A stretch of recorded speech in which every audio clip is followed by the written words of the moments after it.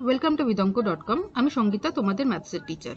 চলো দেখা যাক কি প্রবলেম আছে সলভ করার জন্য। একটি নিরেট লম্ববৃত্তাকার দণ্ডের প্রস্থচ্ছেদের ব্যাসার্ধের দৈর্ঘ্য 3.2 ডেসিমিটার। এই দণ্ডটি গলিয়ে 21টি নিরেট গোলক তৈরি করা হলো। গোলকটির ব্যাসার্ধের দৈর্ঘ্য যদি 8 সেন্টিমিটার হয় তবে দণ্ডটির দৈর্ঘ্য কত ছিল তা হিসাব করে লিখি। ওকে, তাহলে দেখো প্রথমে আমরা নির্ণয় করে নেব যে দণ্ডটির আয়তন কত। তো সেক্ষেত্রে আমাদের কিন্তু দণ্ডটির দৈর্ঘ্য জানা নেই। তাহলে ধরি দণ্ডটির দৈর্ঘ্য ইকুয়ালস টু হচ্ছে 8 সেন্টিমিটার। ঠিক আছে। আচ্ছা, ব্যাসার্ধ কত দেওয়া আছে দেখো। ব্যাসার্ধ বলছে 3.2 ডেসিমিটার। তো ডেসিমিটার থেকে আমরা সেন্টিমিটারে কনভার্ট করে নিই, তাহলে আমাদের সুবিধা হবে প্রবলেমটা সলভ করতে। 3.2 ইন্টু 10, সো 32 সেন্টিমিটার হলো। তাহলে এবারে আয়তন কত হবে? আয়তনের ফর্মুলা হচ্ছে পাই আর স্কোয়ার এইচ।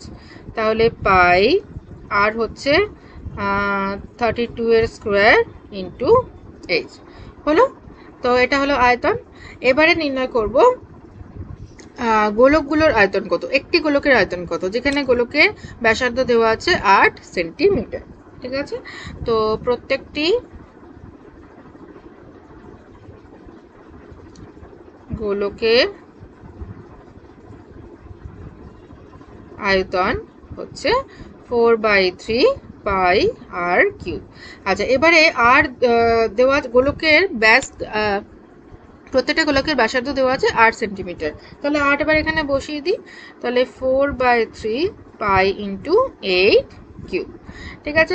তাহলে এবারে কতগুলি গোলক তৈরি করা যাবে সেটা নির্ণয় করার জন্য আমরা কি করি, আমরা ভাগ করি। ঠিক আছে। তার মানে দণ্ডটির আয়তন বাই একটি গোলকের আয়তন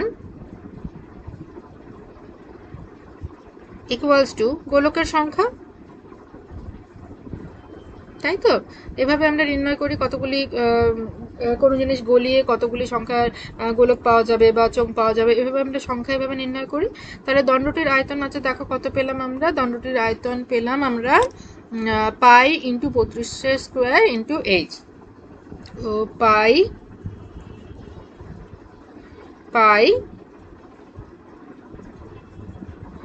ইন্টু 32 স্কোয়ার ইন্টু এইচ, আর নিচে গোলকটা পাচ্ছি 4/3 পাই ইন্টু 8 কিউব।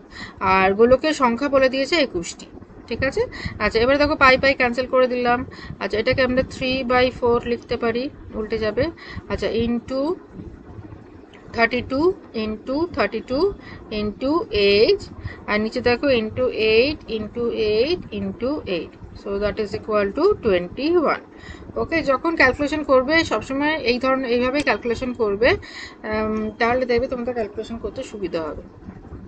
আচ্ছা দেখো, এবারে 8 দিয়ে কাটলাম। 8 4 32, 8 4 32, 4 2 8, 2 2 4, 2 2 4। তাহলে দেখো উপরে থাকছে 3h বাই, আর নিচে থাকছে 2, তো দ্যাট ইজ ইকুয়াল টু 21। তাহলে h কত হচ্ছে? h is equal to 21 into 2 divided by 3। এবারে কাটো, 3 7 21, তাহলে হচ্ছে 14 সেন্টিমিটার। তাহলে দণ্ডটির উচ্চতা বা দৈর্ঘ্য হচ্ছে 14 সেন্টিমিটার। ওকে, তাহলে দণ্ডটির উচ্চতা 14 centimetre. So this is our answer. Thank you for watching vidonko.com। অঙ্কের আরও প্রবলেম এবং সলিউশনের জন্য আমাদের ওয়েবসাইট অবশ্যই ব্রাউজ করুন।